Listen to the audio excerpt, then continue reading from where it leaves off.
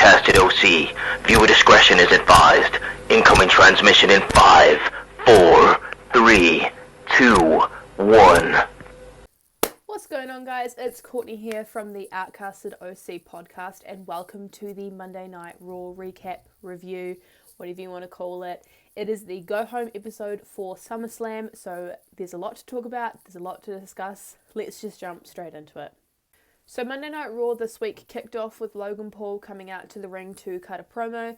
Now, this is obviously in reference to his match that he is going to be having at SummerSlam with Ricochet this weekend. So Logan Paul came out to the ring to cut his promo, and he was like, "Houston, Texas, welcome to Monday Night Raw." Now, I normally don't like talking in front of a group of brain dead people for too long, so let's make this quick. The crowd was like not happy that he said that. They were starting to boo him heavily. He said, hey, like, I'm here for Ricochet. You know, last week I tried to, and then the crowd booing was so loud during this point in time, and he was getting some "you suck" chants as well too. And he said, you know, I've attempted to introduce Ricochet into my audience. Unlike Texas, I'm out here trying to build up hype for our SummerSlam match, but I was attacked, abused, and victimized, and Ricochet decided to try and make a spectacle out of the entire thing. He said, at SummerSlam, forget fighting, I'm just going to beat Ricochet in the most viral match in WWE history. Ricochet comes out to the ring and he's like, "Hey Logan, what's up? Your live stream was last week, but I'm in your head this week."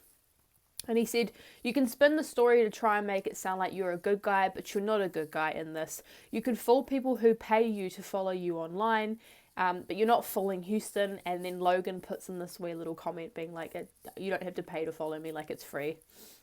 And he said, "Our match at SummerSlam is going to be a box office hit, but before that, he just wants to say that I respect that you're an athlete. You know, there might not be very much to like about you. You are a horrible human being, and so, I mean, Texas thinks so too." Logan then responds to Ricochet by saying, "You know what, I really appreciate that, and I mean, I'll admit it."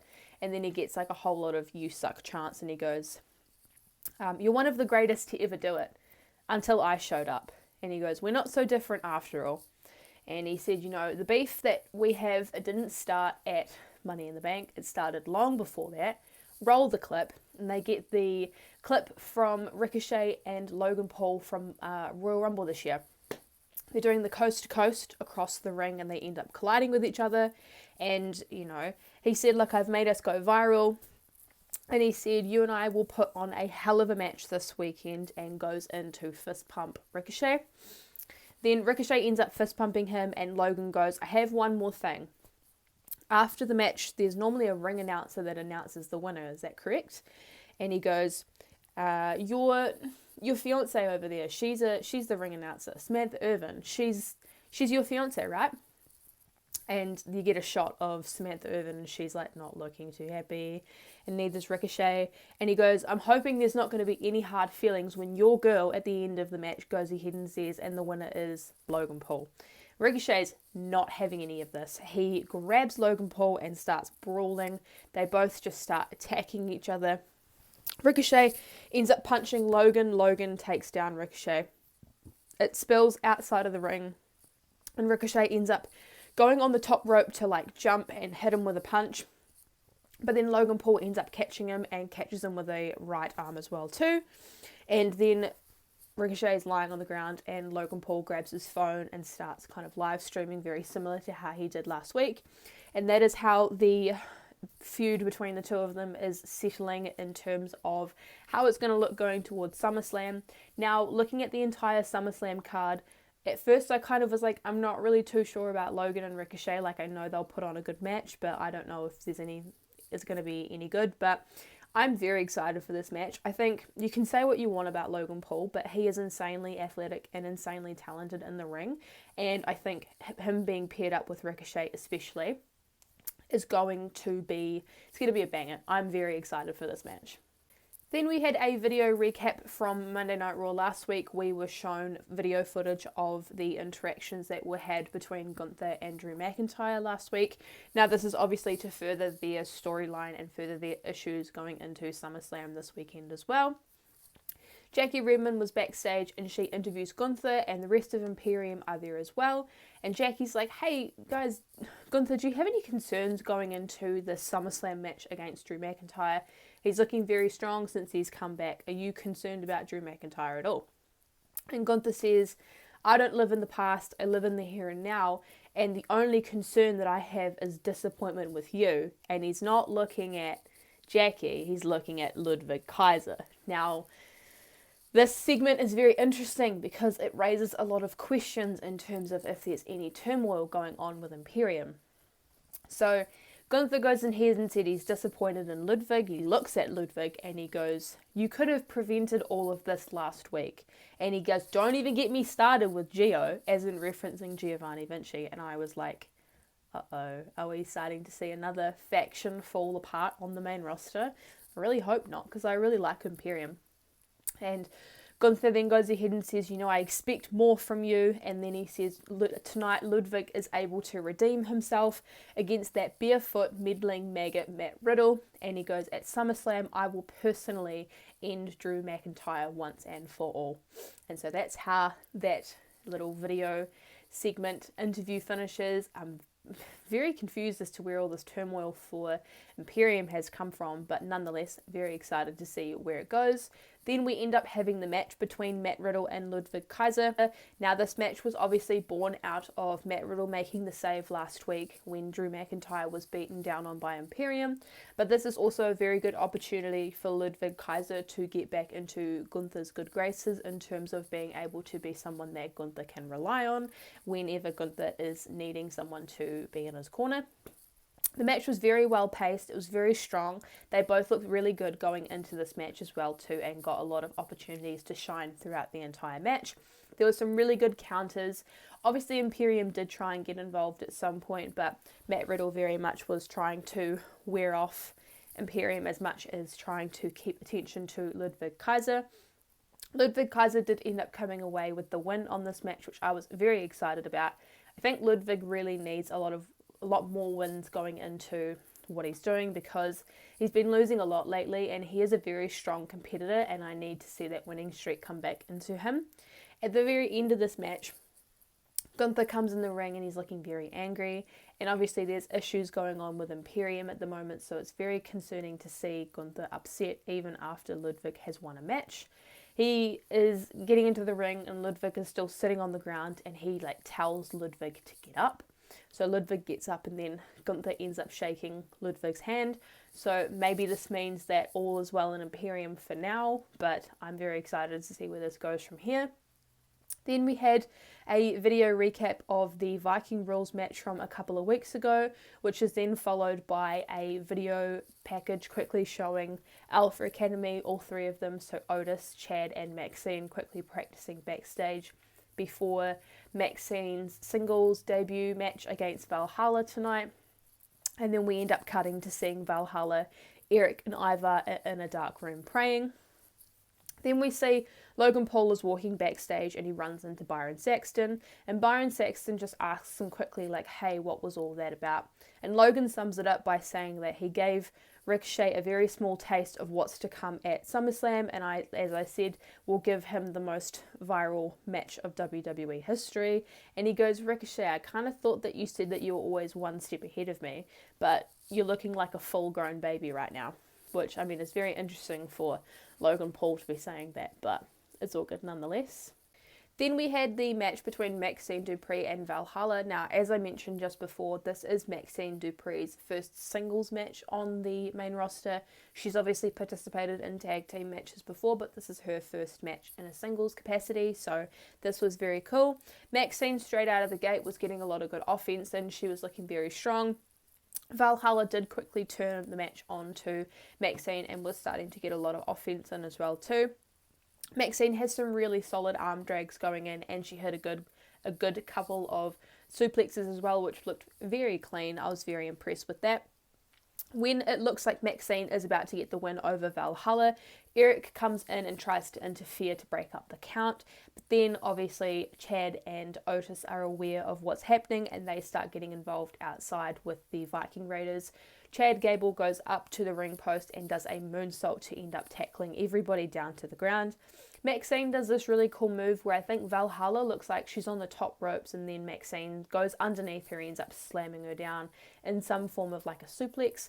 I can't exactly remember what commentary called it, but it was quite cool to see. Maxine Dupree does end up winning this match, which I think was the right call to make if you really want to have some credibility in the female side of Alpha Academy. I think it's a really good idea to actually make Maxine Dupree a really good wrestler. She's obviously got a lot of talent and she's working really closely with Chad and Otis, so I feel like she can only grow from there.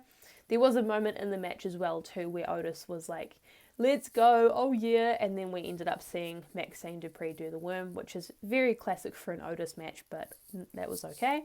I was excited to see that. I'm excited to see where Maxine Dupree goes from here. Then we had a video recap from Judgment Day from last week. Now, every member in Judgment Day last week was up to something chaotic. So we obviously had Dominic Mysterio going up against Sami Zayn for the NXT North American Championship. We had Ria Ripley causing all kinds of trouble for Liv Morgan, obviously now injuring her as well. We had Damian Priest picking on Apollo Crews backstage, which resulted in a match with them last week. And then we had Finn causing all kinds of chaos in the contract signing with him and Seth Rollins for their SummerSlam match. So it was a good refresher to see what Judgment Day was up to last week, considering that they are one of Raw's most stable factions every week on TV, and obviously they're all doing very noteworthy things. So it was good to get a reminder just to kind of see what the faction has been doing within the last week. Then we see that Shinsuke Nakamura is backstage getting ready for his match, and Tommaso Ciampa walks in. Tommaso Ciampa looks at Shinsuke and says, this could have all gone away and we could have gone our separate ways, but you're the one who's still choosing to have a problem. Tonight I'm going to fix the problem and I'm ready to fight whenever I need to. After this match, I am going to go on and I'm going to win the SummerSlam Battle Royale. So whether or not he has been officially confirmed or he is just declaring himself, looks like Tommaso Ciampa is going to be involved in the Battle Royale for SummerSlam. Shinsuke Nakamura responds with, I'll see you in the ring, and I will also be winning that SummerSlam Battle Royale, and that'll be the problem solved. So it looks like both Shinsuke and Tommaso Ciampa are going to be a part of the Battle Royale at SummerSlam. This will be exciting to see, but I'm not really too sure in what capacity they are going to progress in terms of if they're going to go far in the Battle Royale. I guess that'll have to be seen at SummerSlam. Then we have Judgment Day coming out to the ring to cut a promo. So Damien starts off by saying, all rise for Judgment Day. Ria then says, Monday Night Raw doesn't start until we say it does because it's our world now. And if you don't fall in line and, we have no problem putting you on the shelf. And she asks, well, who's going to stop us? And Damien responds with, yeah, answer that question.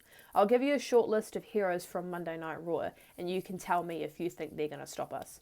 Kevin Owens? No, he's injured now. Sami Zayn? Nah. He tried last week but failed. And then mentions, Seth Rollins and goes, it's impossible considering he's one of us and one of him and four of us. And then he goes ahead and he says that nobody can stop Judgment Day and says that Seth and Sami, if they show up tonight, Dominic and I will make sure that they don't leave the arena as in one piece, obviously making them end up injured in some capacity. Finn Balor then comes in and says, Seth Rollins comes out every single week and tries to act insane. Act insane, I say. Put on funny clothes, do a song and dance, laughing like a clown. He said, that's not insanity. Insanity is waking up every single day for the last 7 years, looking in the mirror and seeing the scars that you inflicted, Seth. Everything that you took away from me, Seth, from my life, from my career. You took everything away. He said, I can't erase the scars, but I can definitely inflict them. And at SummerSlam, I'm going to inflict the same kind of scars that you inflicted on me back then. I'm going to inflict them on you as well. Dominic Mysterio says at SummerSlam and then just gets absolutely booed to no end. And he then ends up trying to say all of Judgment Day are going to have the goodies and that he is trying to bring prestige back to the Mysterio name. Ria Ripley says, yes, my Latino heat is trying to bring pride back to the Mysterio name. I advise that you take a page out of Raquel Rodriguez's book. If you try to get in our business, you can enjoy rehab as well, like Liv Morgan and Kevin Owens. Which then Raquel Rodriguez's music hits, she ends up running out to the ring and she starts brawling with Ria Ripley in the middle of the ring.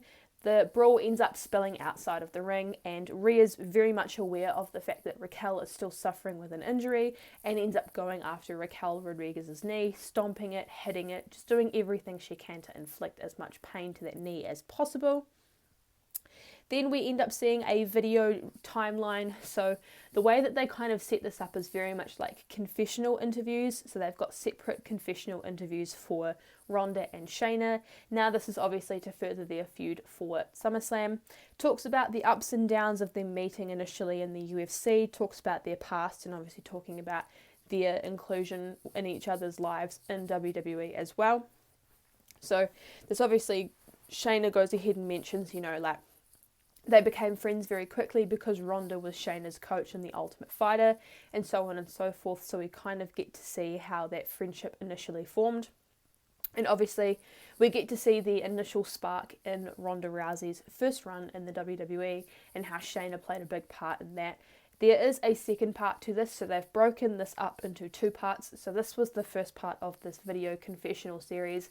There will be another one later on in the Monday Night Raw recap as well as the show. Then we see Alpha Academy backstage after Maxine's win, and they are talking about the SummerSlam Battle Royale, which obviously Imperium comes in and Gunther talks about how it's ridiculous, how, nobody's talking about Ludwig Kaiser and you guys are turning this all into a joke. Ludwig then goes ahead and says, Gable's not worth your time, Gunther. And, Gunther then goes ahead and says, the last couple of weeks have been kind of an emotional roller coaster and I really need someone to drag around. And, Gunther then goes ahead and says, I could easily sort you out in 5 minutes. I don't need much time to deal with you. Chad Gable then responds with, 5 minutes. I could hang with you for 5 hours. Then we end up having a challenge for a 5-minute match between Chad Gable and Gunther, which the arrangement is then made for both of the crews to be left backstage. So basically the entirety of Alpha Academy and Imperium are both technically barred from ringside, but it's made an agreement that they will not participate in helping each other out in any way, shape or form. Then we had the match between Shinsuke Nakamura and Tommaso Ciampa. Now, I was very disappointed in this match. I was expecting a little bit more. This match did go quite short. This match didn't really do anything for Tommaso Ciampa. And I've already ranted to myself about this before, and I'm frustrated with the fact that, Tommaso Ciampa has come up to the main roster. He has everything it takes to be a main eventer or even a mid-card champion, and he is jobbing out to the likes of Shinsuke Nakamura. I understand why Shinsuke Nakamura is being pushed in terms of having a character change, but this is not doing anything for Tommaso Ciampa. Because I was too busy trying to focus on the match because it happened so incredibly quickly, that the way that Shinsuke Nakamura won this match was an assist by holding down Tommaso Ciampa's trunks and doing a roll-up.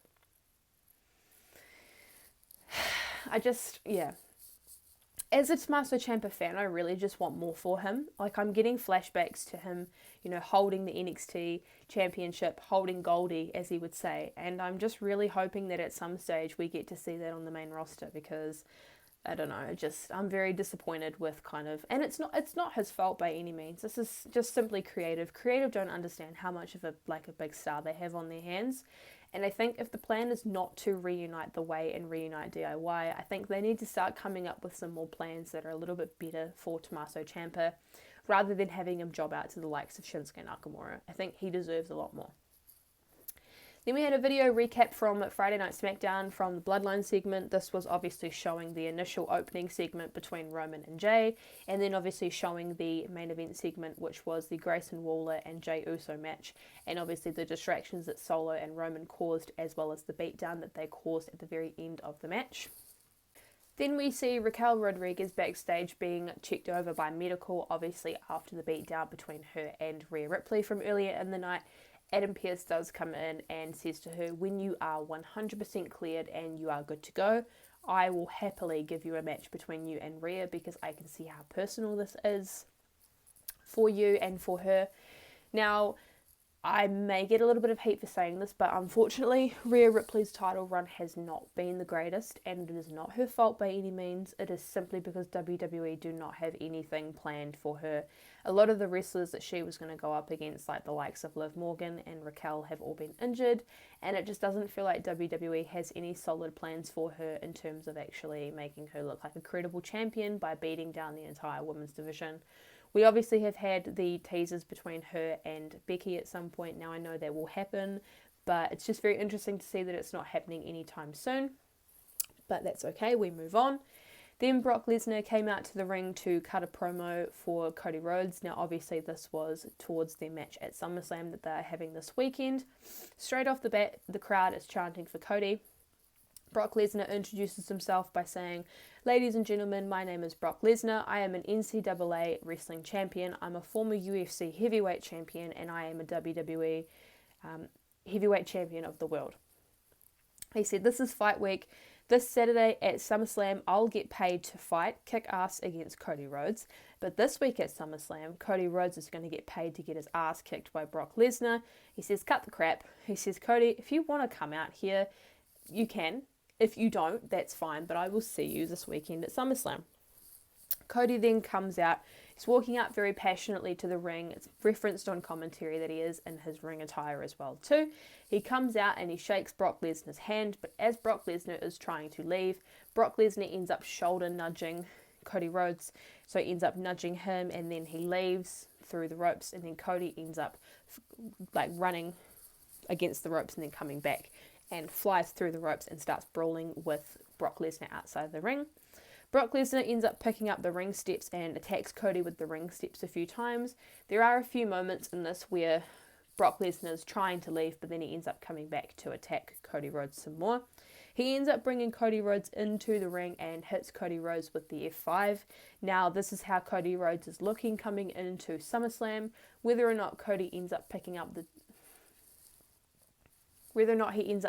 the win is undecided yet, but it's interesting to see that they're trying to make it look like Cody's weak going into the match, potentially winning it at SummerSlam. I'm not too sure how that goes, but we'll just have to wait and see. Then we have the match between Gunther and Chad Gable. Now this did have a 5-minute time limit on it, which was obviously on the screen as well as on the Titantron. Now, this was a really good match. I would absolutely love to see them have a full-length feud because I do think that they wrestle very well together. Even with the size difference involved, they wrestle tremendously.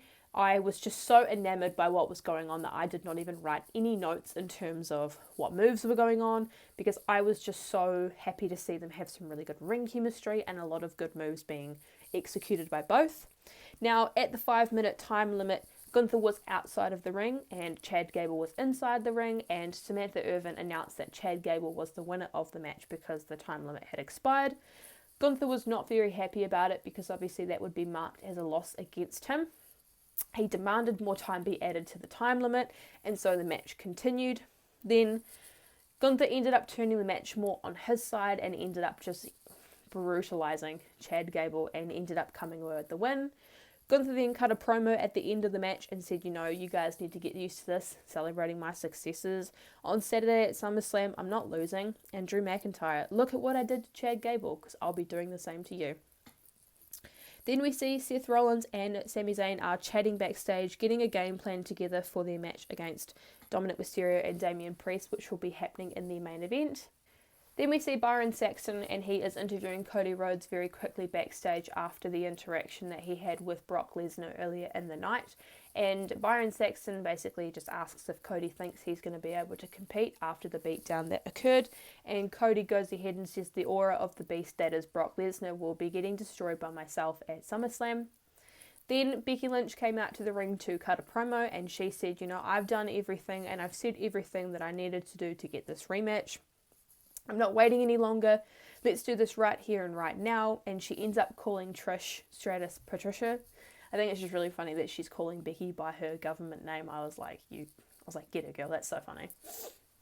Trish Stratus comes out to the ring with Zoe Stark and says, you don't get to tell me when I have this match. No one tells me when I have to fight. And I'm not going to cheat you out of that match. I'm not going to cheat you out of the rematch. I am not a cheater. And she says that you know, your win against Zoe Stark last week was a complete fluke, but I'm currently dealing with a situation, so she's still wearing her, like, facial gear. And Adam Pearce comes out to the entrance ramp and he goes ahead and he says, you know, Trish, Becky did beat Zoe fair and square last week.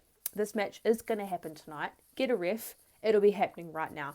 So a ref runs out to the ring, the match bell rings, and Becky ends up beating down on Trish Stratus, but Zoe Stark does end up coming in and interfering in the match, causing the match to end in a no contest because the match technically didn't even start.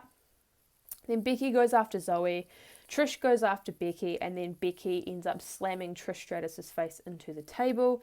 Becky then slams Zoe into the ring apron itself, and then Becky ends up throwing Trish Stratus over the timekeeper's area and manhandle slamming her. Then Zoe ends up grabbing Becky, and Becky comes and ends up getting hit by a chair by Trish Stratus. Now, I was a little confused by the segment because it was rumoured that they were going to be having something going on at SummerSlam, but then we end up having a quick backstage segment with Trish, Zoe and Adam Pearce. Adam Pearce goes ahead and says basically that was just unacceptable, and Trish was like, what do you mean? I gave her the rematch she needed, and, you know, I had no time to prepare. Adam Pearce then goes ahead and says, you know, I will give you an opportunity to prepare in 2 weeks' time in Winnipeg, Canada, which is your hometown, technically, you know, you're home in Canada. You can go ahead and fight Becky for the rematch. Now, I was really bummed because a lot of time and a lot of work has been put into this feud for it to happen in a premium live event capacity, and the fact that it's not going to be happening at SummerSlam, I understand why, because they've got a lot of matches on the card, I get that. But as a women's wrestling fan, it's very disappointing because we only technically, as far as it looks, we only have 2 matches on a 9-match card. I'm sure one of those matches didn't need to happen. I'm sure the Battle Royale didn't need to happen for you to give Becky and Trish an opportunity. As far as I'm aware, this is just going to be done on a throwaway episode of Raw, which has just completely undone all the hard work that's been done to amplify this feud for a premium live event. I'm not going to lie to you, I am a little bit disappointed. The women do deserve a lot better, and I just think, you know, Becky especially has worked very hard with Trish Stratus in this feud for it to not pay off in a premium live event capacity. It's just a bit gutting for everybody involved. Then we had the part 2 of the Ronda and Shayna confessionals. Now, this focuses more on Shayna Baszler's turning on Ronda Rousey at Money in the Bank, and Shayna goes ahead and says, you know, being Ronda Rousey's BFF is accepting being in a toxic relationship. You're consistently getting beaten on, you're not getting checked up on, and so on and so forth. You're being used to benefit somebody else. She says, Ronda needed me to stand in front of her so that she could stand above me, and I'm going to ruin her reputation this weekend. I'm going to take her reputation. And Ronda goes ahead and basically says, you know, equates it to somebody who does everything and gives everything for their best friend, but their best friend still finds a way to hate them. And Shayna says, what really sucks is that I'm actually Ronda's daughter's godmother, and she's really not going to be super happy with what I do once, you know, she's old enough and she finds out what I did to her mum. I'm very excited for this match. Now, I genuinely think, actually, no, there are 3 matches on the card. I take my comment back because this is the 3rd match on the card. Never mind about me complaining about the lack of women's matches because this is match number 3. Anyway, I am excited for this match now. I just think that Ronda needs to put Shayna over in some capacity if she does end up departing WWE. Now, this is going to be an MMA rules match. Now, whether or not that means that the fight pit is going to be involved is completely up in the air at the moment. I think we're not going to find out that until SummerSlam potentially, but the fact that this is going to be an MMA rules match means it's going to lean more towards their strengths, and hopefully we'll see a good match out of them. I just really want Shayna to get that credibility that she deserves and that she needs back in her character, and I also really need that theme song back. Then we had the main event, which was Sami Zayn and Kevin Owens taking on the Judgment Day, so they ended up taking on Dominic Mysterio and Damian Priest. Now, the match very much starts off with Seth and Sami going after Dom and Damian. They end up brawling on the entrance ramp. Seth ends up running Finn Balor off because Finn's trying to get in and fight them, kind of like an unfair advantage style. So Seth ends up running Finn away and he ends up leaving for a little bit. The match is very similar to how they've had matches in the past. They've kind of been wrestling each other for the last couple of weeks, so it's very much been the same sequences from previous matches. Finn Balor does end up coming back and ends up grabbing Seth because Seth is standing on the outside of the ring trying to hit a high-flying move. He grabs him and then he throws Seth Rollins into the ring post. There's the usual Judgment Day distraction moment where Rhea tries to distract the ref and then Dom ends up attacking Seth Rollins. Sami Zayn ends up grabbing Dominic Mysterio and then Finn ends up going for Sami Zayn. But Seth Rollins ends up getting hit with the Razor's Edge by Damian Priest. Now there's a very interesting moment in the part here in the match where there is a shot where the Money in the Bank briefcase is very much on display. And, Damian realizes that he's in this match with just Seth. Dominic and Sami Zayn are no longer around, so this is technically a one-on-one. So he goes ahead and says to Finn, no, grab the briefcase.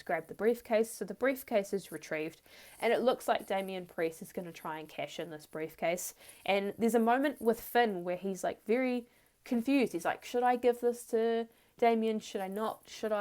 Is this going to affect me this weekend? What's going on? And he ends up giving it to Damian, but before Damian gets a chance to officially cash it in, Seth Rollins ends up hitting Damian Priest with a super kick, and then Seth is in the corner of the ring and ends up getting his eyes raked in by Finn Balor. Finn Balor gets kicked by Sami Zayn with a haluva kick, and Seth Rollins ends up hitting the stomp, and Seth and Sami Zayn end up coming away with the win. I think this was a really good decision. You want to keep Seth looking really strong going into SummerSlam, and you also want to put that doubt in our minds if Finn Balor is going to rise to the occasion, if he is going to potentially get cashed in on. We don't know what's going to happen. But yeah, so that is the Monday Night Raw recap from the Go Home episode of Monday Night Raw before SummerSlam. I hope you guys really enjoyed the recap. If you did and you're still here at the very end, please make sure you like, comment and subscribe to the YouTube channel. That helps to push our videos out into the algorithm to find more wrestling fans like yourself who are currently watching the video.